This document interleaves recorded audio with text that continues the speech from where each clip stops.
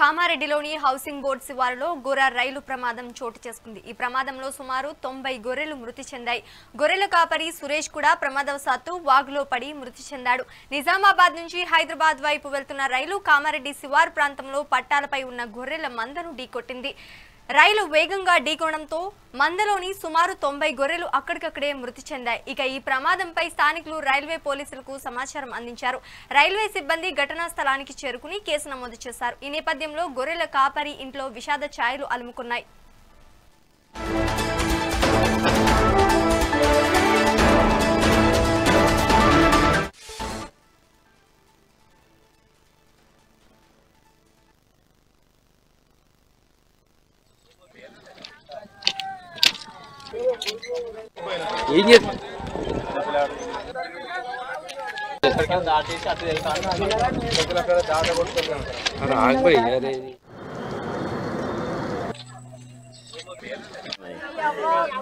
తిని గొరకాయ కాస్తారు గిట్నే ఇట్లా అడేమేస్తాయి గొర్రెని 150 ఇంత ఎక్కడ దోశ దాకా ఉంటాయి.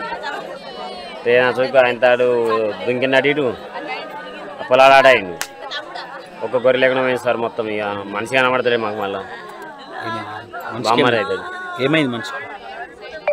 మునిగి తేలినట్టు నీళ్ళల్లో బామ్మర్ అవుతాడు ఆవుల. మరి ఆగమైనా ఎట్లా అయినా తెలియదు సార్. ఇక అది ఈత చెనకు రాదు. వెళ్ళిండు 10కి వెళ్ళిండు. మేము ఒక ఊళ్ళో ఒక సాగు ఉండే మాకు తెలిసింది. మాకు తెలియగానే వచ్చినాము. వచ్చినాక గీనే పడ్డాడని తెలిసింది.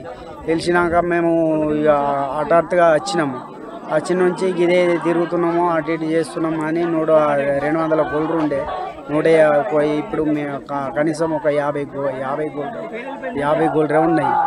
50 గొర్రె ఉన్నాయి. ఇప్పుడు మా పరిస్థితి ఏంది? మాది చాలా ఘోరమైన పరిస్థితి.